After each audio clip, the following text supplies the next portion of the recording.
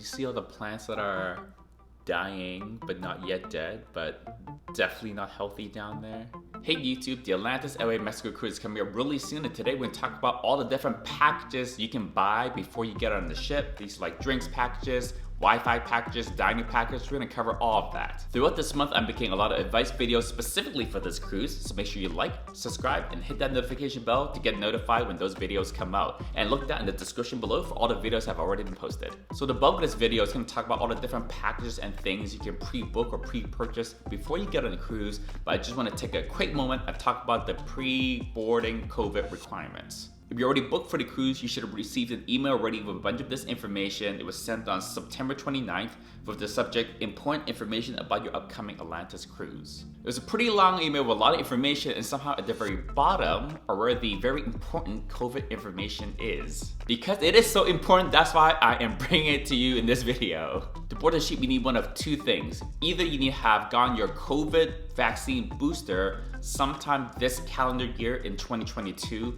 or you need to have tested negative for COVID on or after October 18th. So if you haven't gotten a booster at any time this calendar year and you're gonna get it anyways, now might be a good time to get it before you get onto the cruise. Alternatively, if you haven't been boosted this year or you can't get the booster for whatever reason, you just have to have a negative test result you can present, and that test has to be taken on or after October 18th.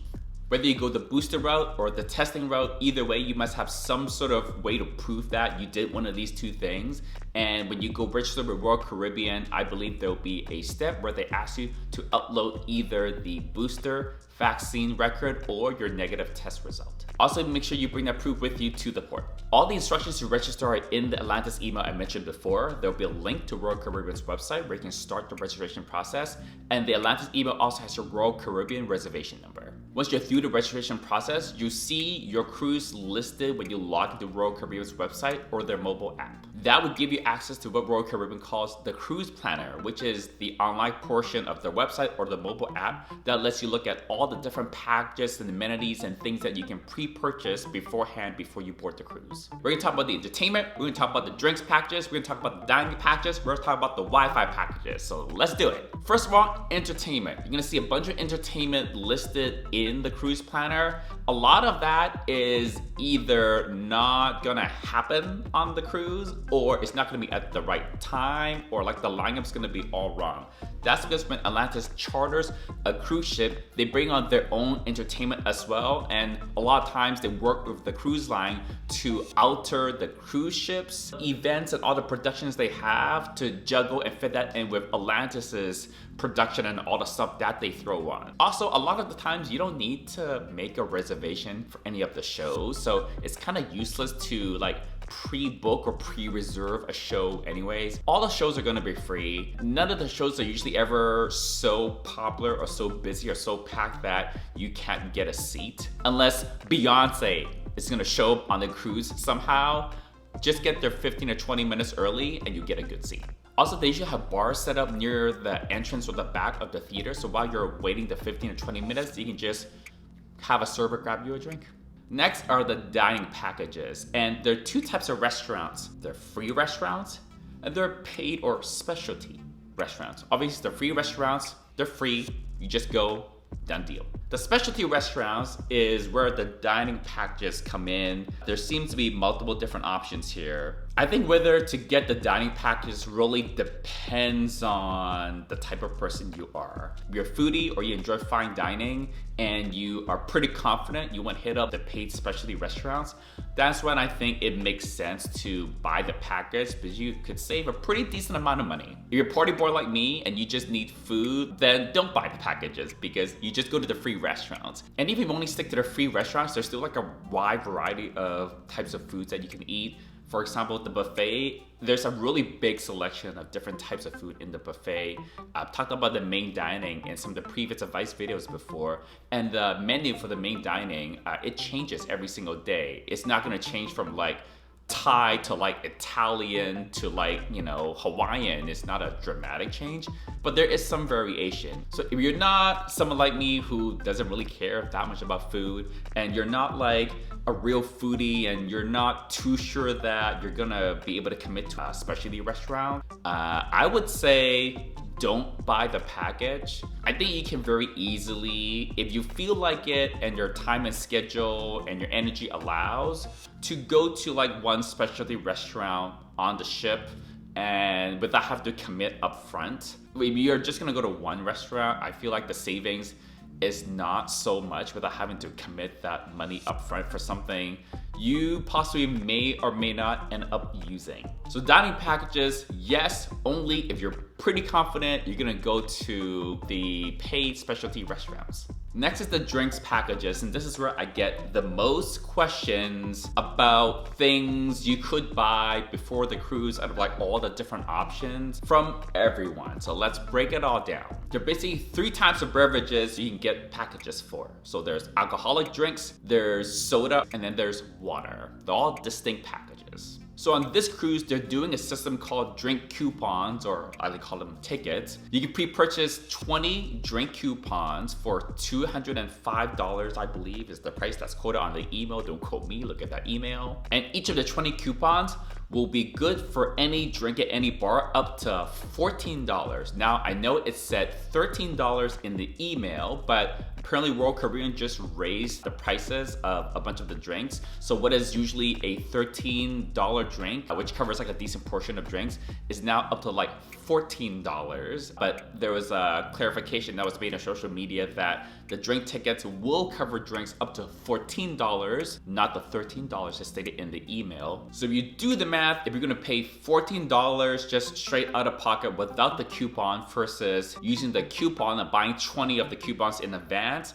that works out to a pretty decent dollar amount savings. I'm not good at math, so grab a calculator, do it yourself. 20 tickets, 7-day cruise, that's 2 or 3 drinks a day. Now, even if you don't drink 2 or 3 drinks a day, the tickets are not like linked to you. They're not really linked to anything. They're just like plain regular coupons, paper ticket type things. So you can give a ticket to almost anyone, your friends, your roommate, a complete stranger. So the flip side of that is make sure you keep your tickets in a very, very safe place. So let's say you go on a cruise with a partner or a good friend, whoever, and you guys are not big drinkers. Maybe you're just gonna have 1 drink a day is what you're aiming for. You can just buy a single package of 20 drink coupons and split it between the 2 of you. Now you both each have 10 tickets, and that would give you 1 or the occasional 2 drinks a day. Besides for alcohol, you can also take 1 coupon and get 2 non-alcoholic beverages for that. So you can take 1 coupon and you get 2 bottles of soda, for example. So for most people who drink alcohol, unless they're gonna drink small amount of alcohol, maybe just a few times on the cruise and that's it, this is gonna be, I think, a really, really good deal. So this is something I highly recommend for anyone who plans to drink on the ship. Final thing that makes this a really, really great deal beyond just like the savings of the money is that, and the ability to share the tickets, which is actually really awesome, is that when you're at a bar, you have to take your key card out, give it to the bartender, they have to go to the register, they have to like ring you up basically and charge that drink to your room. But with the drink tickets, it gets rid of that whole checkout process. They see the ticket, they give you the drink, done. Now, that doesn't sound like a huge deal, but if you ever been at like a busy bar and have to give your credit card to the bartender for them to ring it up, that's probably like an extra 30, 50 seconds or whatever at a really, really busy bar, right? And think it from the bartender's point of view, when there's so many people asking for drinks, if they can just save like 20 or 30 seconds per drink, it speeds it up for everyone. So I've actually seen this in action myself on a recent Atlantis cruise where I had this drink ticket situation. It is just so fast, so efficient. They see the ticket, they take it, they give you your drink, you're out of there. The only funny thing about this is not something you buy from Royal Caribbean. You have to buy the drink coupons from Atlantis on Atlantis's website. So the email I mentioned before from Atlantis, there are specific instructions for how to purchase these drink coupons. Next up is the soda package, and this includes any kind of Coca-Cola type product that you might expect. And I mentioned Coca-Cola because Royal Caribbean and Coca-Cola have a partnership. Fun fact, a lot of these cruise lines will have an exclusive partnership with one of these beverage companies. When you look at all the different options, it's all options that are made by the Coca-Cola company. This is how the soda package works. It's unlimited, there's not technically a limit, as to how much soda you can get. You get this special a tumbler type of a cup, and I think they deliver it to your stateroom, or like they put it into your stateroom when you board the ship if you have purchased it before. This tumbler is special. It's chipped. Because of that chip, that's how you access the different soda fountains that are all around the ship. These fountains only work with this special cup that you get if you buy the soda package. So a regular person with like a regular cup, if they walk up to one of these soda dispenser fountain vending machines, it doesn't work. When you go to a restaurant that would usually charge you for a soda, like if you go to the main dining and you're having like a sit-down meal where main dining is usually free, but they're not gonna give you a free soda. If you do have the soda package, on your key card, it will say soda, or there'll be some sort of marking on it to indicate that you have the soda package, and you can show that to the wait staff, then you can get a soda with your dinner for free. If you're like a soda person, you drink that stuff all the time, yeah, I think you should probably get the soda package. If you're like me and you're not really into soda, but just like once in a while you want like iced tea or something like that, not actual soda, here's a tip. At the Windjammer buffet, they do have a very limited selection of non-water beverages. So they have the water machine, which is just water, and then beside it where all the drinks are, they have iced tea. But if you just once in a while want something a little different than water, and it doesn't have to be soda, that's a completely free option, and then you don't need to pay all this money for the soda package. Finally, we get to the water package. Here's how the water package usually works. It varies a little bit by the cruise line and by the ship, but usually you just get bottled water. I would discourage people from getting the water package. It makes you feel better to drink water out of plastic bottles. Fine, go buy it. For everyone else, don't buy this package. It's like a waste of money. It's like burning cash. What you need to know is that all the water on board is highly filtered and highly treated. The water you get from the tap in the bathroom in your stateroom is probably the same water that the waitstaff is serving you in the main dining hall. So throughout the entire ship, any water that might possibly remotely be ingested by anyone is treated and filtered to that same drinking water quality. If you don't believe me, go do some research about how cruise ships treat and filter the water. While you're doing that, also do some research on the quality of bottled water, which a lot of times is not as good as you think. However, I will give you some tips on how you can make your drinking water situation a little bit easier when you're on board if you're not getting these bottles of water. I bring 2 water bottles with me into the cruise, and I keep both of them in the mini fridge that's in my stateroom, so I have chilled water at all times between the 2 bottles. And I just fill them up from the sink in the bathroom in my stateroom. The sink is actually very shallow, so what I do is take a cup from any of the restaurants, like the buffet, the regular plastic cups, and I just kind of keep it in my bathroom, and I use that to pour water back into the water bottles to put back into the mini fridge. Alternatively, you can take your water bottles to the buffet to fill them up. However, please don't put the water bottles into the water dispensing fountain machine. Breaks like some sort of safety rule they have, because just in case the mouth of your maybe not pristinely clean water bottle touches that water dispenser faucet thing, you know, that is kind of gross. What you can do is they always pre-pour a bunch of glasses of water. So you go into the buffet, into the drinks section, and you see 30, 40, 50 cups that are already filled with water, and you can just pour water into your water bottle that way. The last package to talk about is the Wi-Fi packages. So most Royal Caribbean cruises, there are 2 types of packages. There's gonna be the surf package and then the surf and stream package. So the difference is that the surf and stream package is designed so that you can stream and watch video from the web.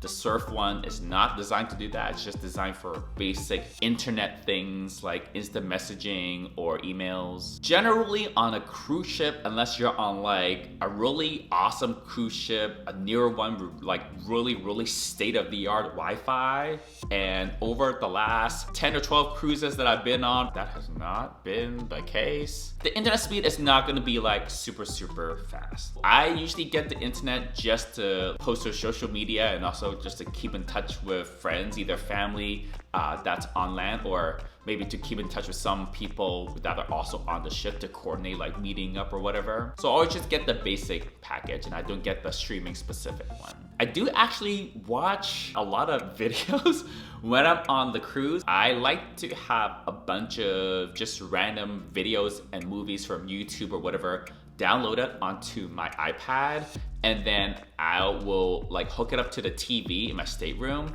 and I like to just have videos playing in the background. That's what I do at home. Doing that same thing on the cruise kind of makes it feel a little bit more like home. But you don't need an internet package to do that. You just need to download a bunch of videos or music or whatever onto your phone or your tablet, and then, you know, it's all downloaded, so you don't need internet connection. The other option you have when you're looking at the different Wi-Fi packages is how many devices you want to connect. So usually you can get packages for 1 device, 2 devices, 3 devices, or 4 devices. So let's say you have like a phone and a tablet and a laptop for some reason. If you need, keyword need, all of these things to be simultaneously connected to the internet, that's where, okay, it makes sense to get like a 3-device package because you got your phone, tablet, and your laptop. However, if let's say you have your laptop with you, that's only for like some sort of work emergency, then you don't need to count that as one of the devices when you buy the package. So let's say it's just the phone that you have that you want to stay connected all the time, and you have your work laptop just in case that you may or may not need connected.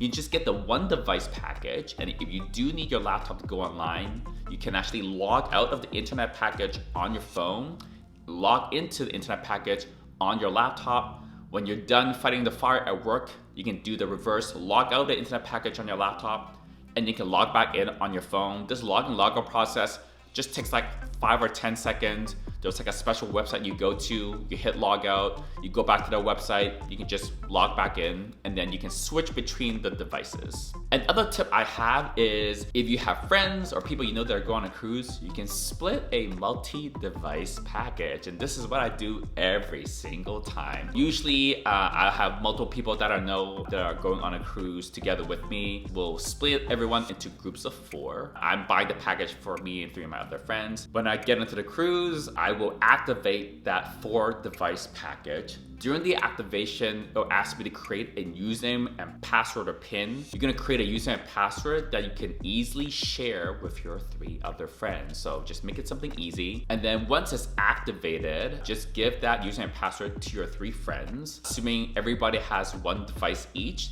now you've got 1 package to serve 4 people, each with their own device. And just how much money you're saving with this hack to like just split a multi-device package with multiple people. It's not like half off, the savings are not that extreme, but hey, every little bit helps. Especially since the Wi-Fi packages are not that cheap to begin with. Now you can get some people that argue like, oh, you're going on a cruise, you're gonna be out in the middle of the ocean, you shouldn't get the Wi-Fi. Like you should disconnect. Like it's not good. It's stupid to get the Wi-Fi package. I used to not buy the Wi-Fi on that advice like, oh, you should disconnect, blah, blah, blah, blah. You know, that was about like 7 or 8 years ago when I first started cruising. Nowadays, I produce content for YouTube about the cruises. I'm on social media more often. And I do find it very useful because a lot of my friends also have the Wi-Fi package now. It's actually really easy to just message each other and coordinate, oh, when are we gonna go to dinner? Are we gonna meet up somewhere on the ship? All that kind of stuff. So don't let anyone discourage you from buying the Wi-Fi package or getting internet. You know, do it because